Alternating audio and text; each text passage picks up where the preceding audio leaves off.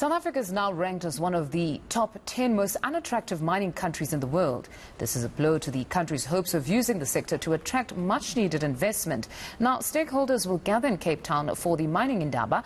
They hope to come up with solutions to problems facing the industry. eNCA's Rhofhiwa Madzena is there and joins us now. Good morning, Rhofhiwa. Firstly, we understand that the minister has in fact opened the Indaba. What were some of the key takes home from that address? Absolutely, Mfundo. So we are in Cape Town at the 2022 mining Indaba. This is the first one since 2020 February, just before the pandemic hit the globe. So the big theme here, which is what the minister addressed quite intricately, Mfundo, is the issue around energy provision and the energy poverty that exists across the continent, and the role that the mining sector has to play in that provision of energy across the continent, so that different mining companies not only invest in not South Africa only, but on the continent, but also create jobs and develop the communities in which they operate. So that was a big thing that came from the minister. And these were some of the sentiments that were shared by the new SADC president for the mining industry, president of Zambia, Hakainde Hichilema. He echoed those views as well. But he said that there also needs to be a focus from African governments on developing manufacturing sectors across the continent. This so that we can get renewable energy sources on the grid, so that we can make sure that the resources for the mining industry are available for those who want to invest and, of course, operate on the African continent.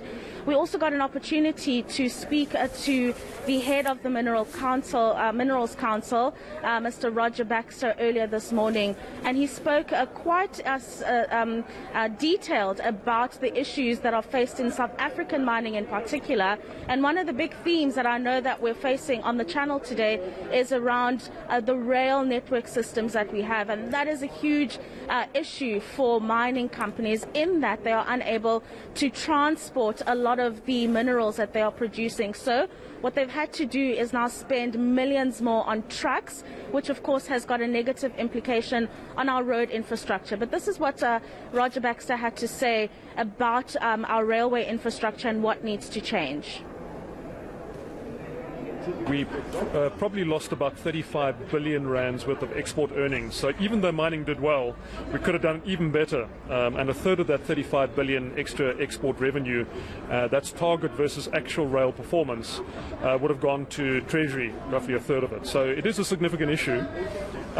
We've been extensively engaging with Transnet on a per corridor basis and at a group CEO level. We even had a meeting last night with the group CEO and CEO of Transnet, and so lots of engagement taking place. Remember that a lot of the things that are affecting Transnet, some of them are systemic in nature. Some of them are critical from a security point of view. They've been massively affected by the security situation, and particularly copper theft. All right, Rhofhiwa, let's hope that Minister Mbalula's rail policy will actually adequately address some of these issues. But there are also other barriers that are impeding investment in the country. What are those?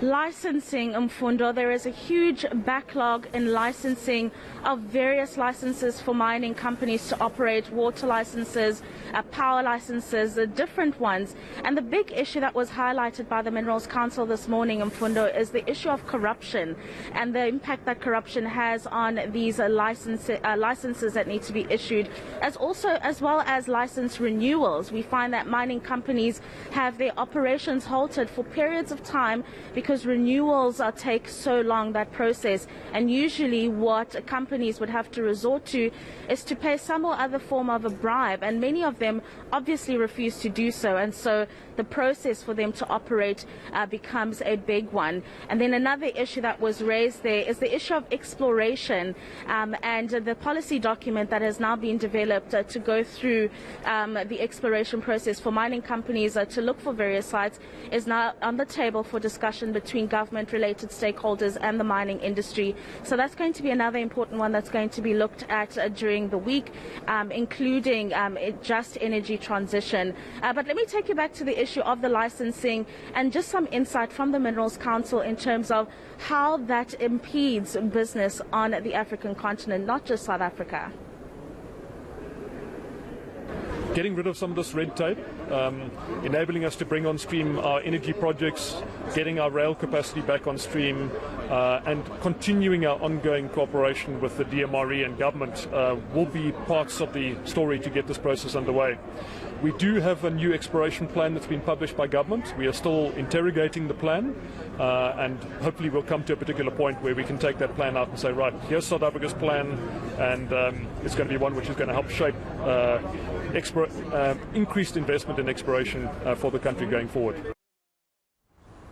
All right, thank you very much for that update, Rhofhiwa. That's our reporter, Rhofhiwa Madzena.